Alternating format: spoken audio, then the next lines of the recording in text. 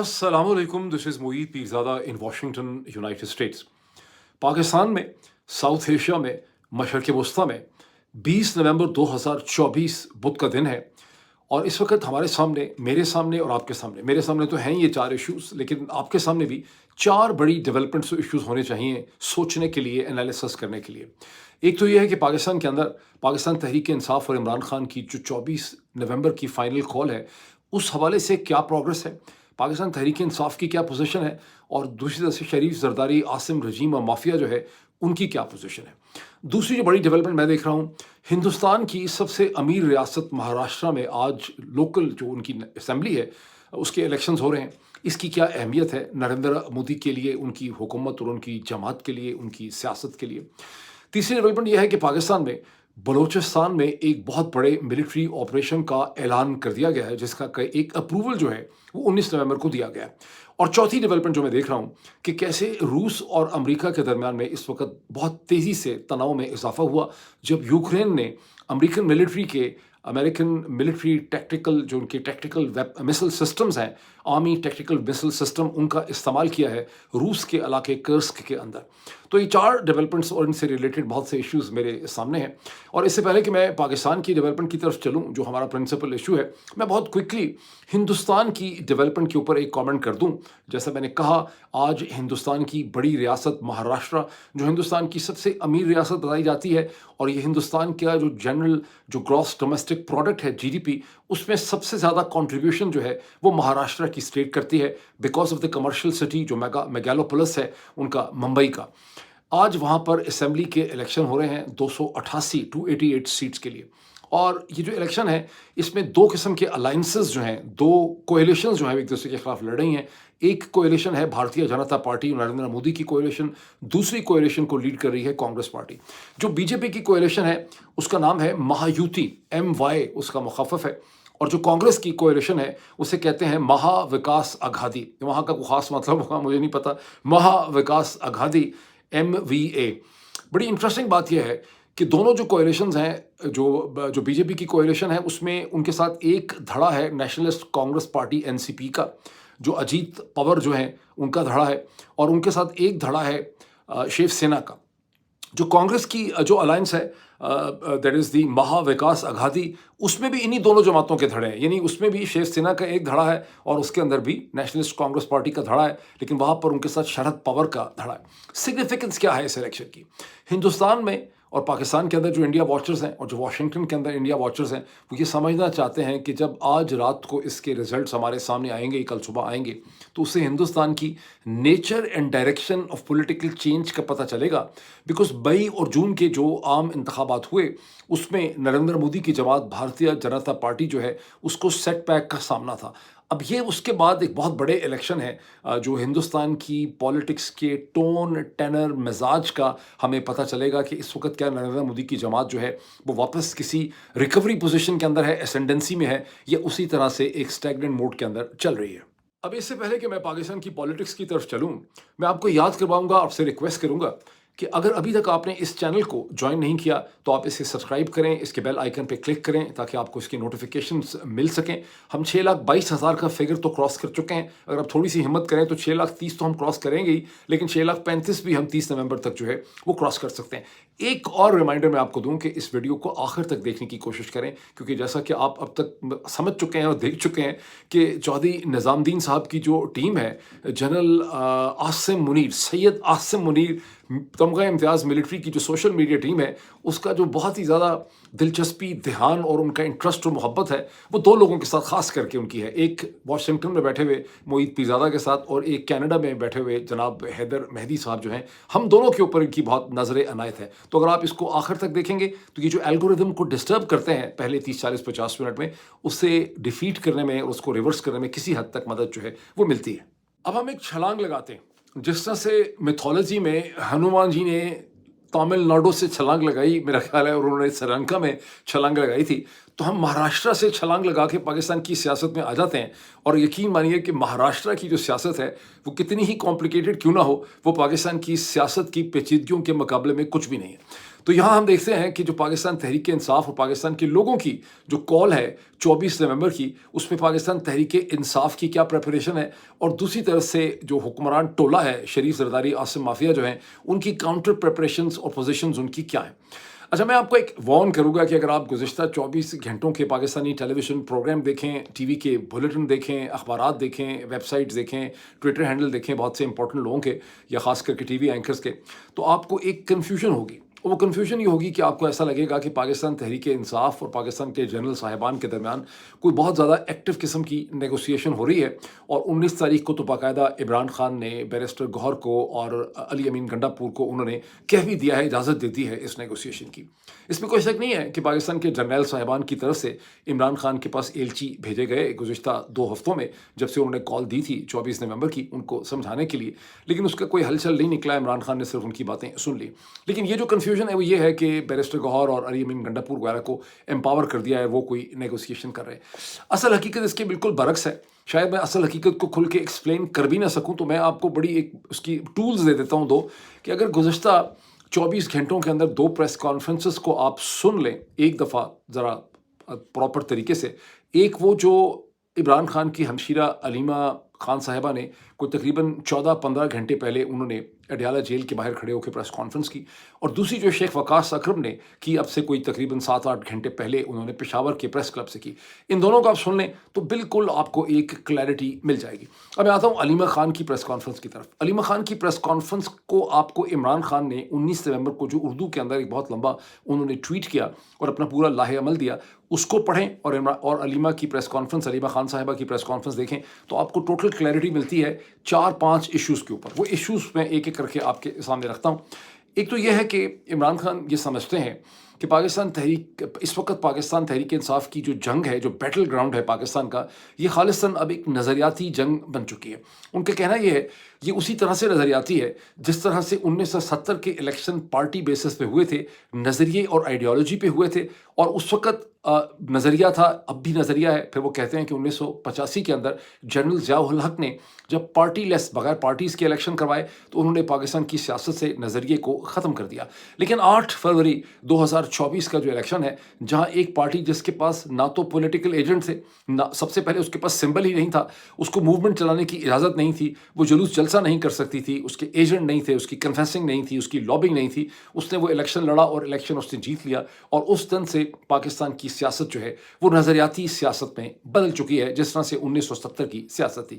اور عمران خان کا خیال یہ ہے، اور عمران خان کی ریکویسٹ یہ ہے، جس کو ان کی، اگر آپ ان کا ٹویٹ دیکھیں 19 نومبر کا، اس میں بھی یہی ہے، اور علیمہ خان صاحبہ کی جو پریس ٹاک ہے اس میں بھی یہی ہے، کہ عمران خان لوگوں سے یہ اپیل کر رہے ہیں کہ جس طرح سے آپ نے اعتماد اور ٹرسٹ کر کے آپ نکلے 8 فروری کو، آپ نے اسی طرح سے اپنے اسی مینڈیٹ کو اور اپنے اسی حق کو جو آپ سے چھین لیا گیا 8 فروری اور 9 فروری کو، اس کو واپس لینے کے لیے آپ نے 24 نومبر کو نکلنا ہے۔ ویسے ایک چیز مجھے آج تک سمجھ نہیں آ سکی کہ جو 8 فروری کا الیکشن کا رزلٹ تھا، اور جب ان 9 فروری کی صبح یہ نظر آ گیا تھا کہ اسے چوری کر لیا گیا ہے، پوری بدماشی کی گئی ہے، تو پاکستان تحریک انصاف نے لوگوں کو سڑکوں پہ نکلنے کی کال اس وقت کیوں نہیں دی؟ اس وقت بہت بڑی تعداد میں موبلائزیشن جو ہے وہ بہت آسانی سے ہو سکتی تھی۔ بہرحال میں اب دوسری چیز کی طرف چلتا ہوں۔ گنڈا پور اور علی امین گنڈا پور صاحب کی اور بیرسٹر گوہر کی ملاقات ہوئی عمران خان صاحب کے ساتھ 19 نومبر کو، اور اس ملاقات میں ایک تو ہمیں علیمہ بتا رہی ہیں، میں علیمہ کی کوٹ کرتے ہوئے کہہ رہا ہوں، تو علیمہ خان صاحبہ کہتی ہیں کہ ایک تو علی امین گنڈا پور نے عمران خان کو بہت اچھی خبر یہ دی کہ بہت بڑی ایک جو جلسہ ہے، بہت بڑا جلوس، بہت بڑی ریلی، بہت بڑا کیراوان یا قافلہ جو ہے وہ خیبر پختونخوا سے اسلام آباد کا رخ جو ہے اختیار کرے گا۔ پھر انہوں نے کہا کہ علی امین گنڈا پور نے اور بیرسٹر گوہر نے اس ملاقات میں عمران خان سے اجازت چاہی کہ اگر اسٹیبلشمنٹ سے وہ نیگوسیشن ان کو کرنی پڑے۔ علیمہ نے اسی طرح سے اس کو ڈسکرائب کیا، لیکن اس کی بہت بہتر کلیریفیکیشن جو ہے وہ بعد میں شیخ وقاص اکرم نے اپنی پریس ٹاک میں دی ہے پشاور کلب سے۔ علیمہ نے کہا کہ انہوں نے کہا کہ ہمیں اجازت کیا ہے کہ ہم ان کے ساتھ نیگوسیشن کر سکیں، تو عمران خان نے کہا، اور یہ علیمہ نے اس کو ٹھیک ڈسکرائب نہیں کیا، شیخ وقاص نے اس کو بہت بہتر طور پر ڈسکرائب کیا۔ تو علیمہ نے ان کو کہا کہ عمران خان نے کہا کہ ہاں ہم نے تو کبھی بھی نیگوسیشن کا انکار نہیں کیا، تو ہم ظاہر نیگوسیشن کریں گے، لیکن نیگوسیشن 3 پوائنٹس کے اوپر ہیں۔ ایک یہ کہ ہمیں ہمارا چوری کیا ہوا مینڈیٹ جو ہے 8 فروری کا واپس کیا جائے، 26ویں ترمیم جو ہے جس کے ذریعے عدالتوں کو ختم کیا گیا ہے اس کو ریورس کیا جائے، اور ہمارے وہ جو بے ناجائز آپ نے بغیر کسی سبسٹینٹیو کیس کے آپ نے لوگ ہمارے لیڈرز پکڑے ہوئے ہیں، ان لیڈرز کو آپ ہمارے رہا کر دیں۔ جب میں نے لیڈرز کے نام سنے علیمہ خان صاحبہ کے کی پریس ٹاک میں، تو مجھے بڑی خوشی ہوئی۔ خوشی اس لیے ہوئی کہ یہ میں نے اپنے ایک ویلاگ میں کہا تھا کہ کم از کم جو بیئر منیمم ہے پاکستان تحریک انصاف کا، جو پوائنٹس ہونے چاہیے، اور وہ کہ اگر جنرل صاحبان اپنی کوئی گڈ ول شو کرتے ہیں، واقعی وہ ٹرسٹ گین کرنا چاہتے ہیں، وہ سیریس ہیں اس چیز میں، تو انہیں فوری طور پر کم از کم یہ 4-5 لوگ جو ہیں انہیں رہا کر دینا چاہیے۔ اب عمران خان کے میسج کے طور پہ جب میں نے یہ نام سنے تو مجھے بڑی خوشی ہوئی۔ اس کا مطلب ہے کہ میں جو کچھ ان ویلاگس میں کہتا ہوں وہ کہیں نہ کہیں پہنچ ضرور رہا ہوتا ہے پاکستان تحریک انصاف تک۔ انہوں نے کہا کہ ڈاکٹر یاسمین راشد صاحبہ کو، اعجاز چودھری صاحب کو، عمر سرفراز چیمہ کو اور محمود رشید صاحب جو ہیں انہیں تو کم از کم رہائی جو ہے ان کو فوری طور پہ دینی چاہیے، یہ انہوں نے ان کی ڈیمانڈ میں تھا۔ ساتھ ہی علیمہ نے ایک بہت ہی انٹرسٹنگ بات بھی کی، انہوں نے کہا کہ آپ جو دن شروع ہو رہا ہے، یعنی اب 20 نومبر ہے، اس دن توشہ خانہ 2 کیس جو ہے اس میں عمران خان کی ضمانت کا دوبارہ کیس لگنا ہے، اور 4-5-6 دن پہلے جب یہ ایسا ہوا تھا تو پروسیکیوٹر صاحب نہیں آئے، ہم 4 گھنٹے ویٹ کرتے رہے۔ اب ہم توقع کرتے ہیں کہ پروسیکیوٹر آئیں گے، چونکہ کیس میں کچھ بھی نہیں ہے تو اگر عمران خان کو اس میں ان کی ضمانت ہو سکتی ہے۔ اور پھر انہوں نے ایک بڑے راہ مذاق انہوں نے کہا کہ اگر عمران خان کو ضمانت پہ رہائی مل جاتی ہے تو پھر عمران خان 24 نومبر کی جو کال ہے اسے خود ذاتی طور پر لیڈ کریں گے، ورنہ ہم لوگ لیڈ کریں گے ان کی رہائی کے لیے۔ خاصی مزے لے لے کے انہوں نے یہ ساری باتیں کی۔ میں بھی ذرا وقاص کی طرف آتا ہوں۔ اب میں پہلے کہہ چکا ہوں کہ شیخ وقاص اکرم کی جو پریس کانفرنس تھی پشاور پریس کلب سے، جو علیمہ خان صاحبہ کی پریس ٹاک کے بعد ہوئی، اس نے بہت سی چیزوں کو کلیریفائی کیا، ایسے بھی نکات کو کلیریفائی کر دیا جو خود علیمہ کلیریفائی نہیں کر سکی تھی۔ And I must say at this point کہ ان کی پریس کانفرنس جب بھی میں دیکھتا ہوں، اور جو میں نے یہ دیکھی 2 دفعہ میں نے اس کو دیکھا، سنا اس کو میں نے، Sheikh Waqas Akram is a gifted when it comes to politics. ان کی پتہ نہیں کیا ہے، مجھے نہیں پتا کہ ان کی پالیٹکس کیا ہے، وہ کیا اصل کیا ہے، باطن کیا ہے، ظاہر کیا ہے، لیکن کمیونیکیشن جو ہے وہ ان کی ایک گاڈ گیون، اللہ تعالیٰ کی دی ہوئی ایک ان کے اندر صلاحیت ہے۔ ہی از اے گریٹ کمیونیکیٹر۔ جس طرح سے انہوں نے چیزیں ایکسپلین کی، جس طرح سے انہوں نے سوال جواب میں لوگوں کو ایکسپلین کیا، جو ان کا tone, tenor, message, sense of confidence ہے، جس طرح سے وہ انگیج کرتے ہیں پبلک اوپینین کو، ہی از سیکنڈ ٹو نن in that kind of capability. بہرحال انہوں نے ایک چیز تو بڑی اچھی کلیریفائی کر دی جو علیمہ کی پریس کانفرنس سے تھوڑی سی ایک کنفیوژن تھی۔ انہوں نے کہا کہ جب علی امین گنڈاپور کی اور بیرسٹر گوہر کی عمران خان سے ملاقات ہوئی تو انہوں نے کہا کہ جب ہم اپنی اس پہ پیک پہ ہوں گے، اپنی اس پوری مارچ میں، اس سٹیج کے اوپر اگر ہم سے یہ رابطہ کیا جائے نیگوسیشن کے لیے، اور ہمارا آپ سے رابطہ نہ ہو سکے، ایکسیس نہ ہو، تو پھر ہمیں کیا ان سے نیگوسیشن کرنی چاہیے؟ تو عمران خان نے کہا کہ ضرور کرنی چاہیے، لیکن انہی 3 پوائنٹس پہ کرنی چاہیے کہ آپ ہمارے یہ کی پریزنرز کو رہا کریں، آپ ہم سے پرومس کریں کہ آپ ہمارا مینڈیٹ واپس کریں گے، اور آپ پاکستان کی عدالتوں کی اٹانومی یعنی 26ویں آئینی ترمیم کو ریورس کریں گے۔ اس کی انٹرپریٹیشن میں آپ کو بعد میں جا کے نیچے دیتا ہوں کہ ظاہر ہے کہ پالیٹکس میں آپ نے میکسیمیلس پوزیشنز لینی ہوتی ہیں، میکسیمیلس پوزیشنز کے اوپر پھر نیگوسیشنز ہوتی ہے۔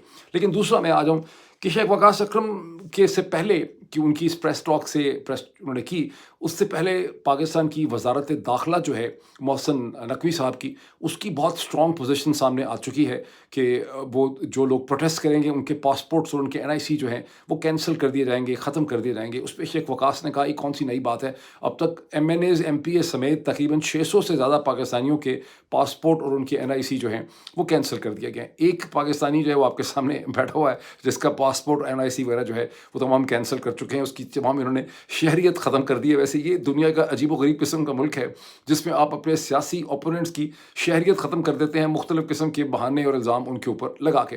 لیکن شیخ وقاص اکرم نے کہا کہ جو انہوں نے اسٹوڈنٹس کے حوالے سے منسٹری آف انٹیریئر نے کہا ہے کہ جو اسٹوڈنٹس پروٹیسٹ کا حصہ بنیں گے ہم ان کی اسناد، ان کی ڈگریز کینسل کر دیں گے، ہم ان کی ایڈمیشن جو ہے انسٹیٹیوشنز میں ختم کر دیں گے۔ انہوں نے کہا یہ کبھی بھی نہیں کر سکتے، اور دنیا بھر کی جو ہیومن رائٹ آرگنائزیشنز ہیں ان کے سامنے آپ سب لوگوں کو یہ کیس رکھنا چاہیے کہ look at the level of their fascism. اور میں بھی یہی کہتا ہوں، امیجن کریں کہ یہ کتنے زیادہ بد کردار اور کتنے فیشسٹ ہیں، اور یہ کس قسم کی باتیں کرتے ہیں، اور یہ کس قسم کے ایکشنز اور اقدامات کی تھریٹ کرتے ہیں۔ میں یہ بھی سمجھتا ہوں کہ مغرب کی جو 3 پاور سینٹرز ہیں، امریکہ، برطانیہ اور یورپین یونین، پاکستان میں جو کچھ کیا گیا ہے ان کی اجازت سے کیا گیا ہے، یہ ان کی پوری ڈیموکریٹک کریڈینشلز کا یہ ایک بہت بڑا امتحان ہے۔ آرگومنٹ ان کا کیا ہے؟ آرگومنٹ ان کا یہ ہے کہ ہم اتھارٹیرین چائنا جو ہے اس کا راستہ روک رہے ہیں، अच्छा, और उस अथॉरिटेरियन चाइना का रास्ता रोकने के लिए हम बाकी पूरी दुनिया के अंदर अथॉरिटेरियनिज्म को और डिक्टेटरशिप को हम सपोर्ट करने के लिए तैयार हैं। अब हम एक असेसमेंट कर लें, जैसा कि मैंने कहा कि हम आगे चल के मैं इसकी एक असेसमेंट करता हूँ। पाकिस्तान तहरीक-ए-इंसाफ की जो फाइनल कॉल है, इसकी कामयाबी को मेज़र करने की यार्डस्टिक या पैमाना क्या होगा? सबसे पहले ये देखें कि पाकिस्तान की वज़ारत-ए-दाखिला ने ये कहा है कि वो 22,000 22,000 पुलिसमैन को मोबिलाइज़ कर रहे हैं। जब कॉन्फ्रेंस हो रही थी ना इसकी शंघाई एससीओ की, तो उस वक़्त 10,000 पुलिस वाले और रेंजर्स वगैरह को मोबिलाइज़ किया गया था। अब 22,000 पुलिस और पैरामिलिट्री को मोबिलाइज़ किया जा रहा है, और मज़ीद डिटेल्स आपसे शेयर करूँ कि 22,000 के अलावा 1,200 कंटेनर्स हासिल किए जा रहे हैं, उसका किराया कोई नहीं देगा, उनसे छीन लेंगे। 40,000 इसे कहते हैं टियर गैस के शेल्स, 2,200 उनको फायर करने वाली गन्स, टियर गैस शेल्स को फायर करने के लिए, 50,000 रबर बुलेट्स, और उसके अलावा एक बजट बहुत बड़ा, ताकि इन तमाम ये जो 22,000 पुलिस वाले और रेंजर्स वेंजर्स हैं, इनके 3 वक्त के जो मील्स हैं, उसका बजट वाला जो है वो प्रेजेंट किया गया। अब जिसको में रखिए कि खाली ये तो नहीं है, ये भी है कि ये तो 22,000 तो कहने में है, होगा तो ये कि जब पंजाब के मुख्तलिफ शहरों से लोग निकलेंगे, तो वहाँ पर जितनी भी पंजाब की पुलिस है, आप समझेंगे पंजाब की पुलिस और कोई काम नहीं करेगी 23 नवंबर और 24 नवंबर को, वो सिर्फ पाकिस्तान तहरीक इंसाफ पाकिस्तान के लोगों को रोक रही होगी। तो आप समझें कि तकरीबन 4 लाख पुलिस और बहुत सी और रेंजर्स और पैरामिलिट्रीज जो हैं, वो पूरे पंजाब के अंदर और जो है, क्योंकि सिर्फ इस्लामाबाद को डिफेंड नहीं करना, इन्होंने पूरी कोशिश करनी है कि पंजाब से लोग निकल कर इस्लामाबाद तक ना पहुँच सकें। तो आप ये कह लें कि easily half a million easily 500,000 men in security, in uniform और विदाउट यूनिफॉर्म, पाकिस्तान तहरीक इंसाफ के लोगों का रास्ता रोकने के लिए लगे हुए होंगे। ये वो बैकग्राउंड और कॉन्टेक्स्ट है जिसमें आपने असेस करना है कि ये जो तहरीक है फाइनल कॉल की, ये इसकी कामयाबी को आप कैसे मेजर करते हैं। इन तमाम ये जो इनका एपरेटस एक्टिवेट किया जा रहा है इसका रास्ता रोकने के लिए, इसके बावजूद अगर पाकिस्तान तहरीक इंसाफ पंजाब के अंदर और खैबर पख्तूनख्वा में एक पब्लिक मोबिलाइजेशन करके दिखाती है और हज़ारों लोगों को या कह लें लाखों लोगों को अपने घरों से निकलने पे परसुएड कर लेती है, तो ये उसकी पाकिस्तान के अंदर कामयाबी का एक पैमाना, ये मेजरमेंट होगी। अब आ जाए पाकिस्तान से बाहर, चूँकि पाकिस्तान के बाहर यूरोप हो, नॉर्वे हो, बरतानिया हो, अमेरिका हो, ऑस्ट्रेलिया हो, न्यूज़ीलैंड हो, या पेरिस फ्रांस हो, वहाँ तो कोई पुलिस रोकने वाली नहीं है। वहाँ तहरीक इंसाफ कितने बड़े बड़े जलसे कर पाती है, और उन जलसों के अंदर क्या वहाँ के local politician, notable, writer, author, media को उसके साथ एंगेज कर पाती है, ये उसकी कामयाबी का दूसरा जो है वो एक पैमाना होगा। अब आखिर में ये होता है कि हर जो पॉलिटिकल बैटल है, हर जो एक्चुअल बैटल भी है जंग की, जैसे यूक्रेन की जंग है जिसका मैं आगे चल के जिक्र करने वाला हूँ, उसके आखिर में चल के बार्गेनिंग होती है, नेगोशिएशन होती है। पाकिस्तान तहरीक इंसाफ अगर इंटरनली और दुनिया भर में एक कामयाब मोबिलाइजेशन करती है 23 और 24 नवंबर को, तो फिर उसको एक बेहतर बार्गेन और नेगोशिएशन मिलेगी। ये तो वैसे भी एक्चुअल जंग नहीं है, एक्चुअल जंग के अंदर भी इन द एंड बार्गेन ही होता है, जैसे मैं आपको भी एक्सप्लेन करने लगा हूँ। अब चलिए बलूचिस्तान के ग्रैंड ऑपरेशन की तरफ। 19 नवंबर को बलूचिस्तान के हवाले से एक एपेक्स कमेटी की मीटिंग में एक अप्रूवल दिया गया कि बलूचिस्तान में एक बहुत बड़ा ग्रैंड ऑपरेशन जो है वो किया जाएगा। इस मीटिंग में फॉर्म 47 के प्राइम मिनिस्टर जनाब शहबाज शरीफ साहब ने इसे प्रिजाइड किया। इसमें तमाम सूबों के चीफ मिनिस्टर बताया जाता है मौजूद थे, और भी बड़े ऑफिशियल थे। सबसे बढ़ के जो असल में सेंटर ऑफ ग्रेविटी है पूरी पाकिस्तानी ताकत का, जनाब general Syed Asim Munir, I am sorry, Pakistan के army chief general Syed Asim Munir तमगा इम्तियाज़ मिलिट्री जो हैं वो इसके अंदर मौजूद थे। और वहाँ पर ये फैसला किया गया कि ये ऑपरेशन शुरू किया जाएगा बलूचिस्तान लिबरेशन आर्मी BLA के ख़िलाफ़, BLF बलूचिस्तान लिबरेशन फ्रंट के ख़िलाफ़, मजीद ब्रिगेड के ख़िलाफ़ जिसने हाल ही में बहुत हमले किए हैं, और उसके अलावा एक तंजीम जिसका नाम मुझे ज़बान पे नहीं ठीक तरह से चढ़ता, राजी अजोय संगार, इस संगर, राजी अजोय संगार या संगर के ख़िलाफ़ किया जाएगा।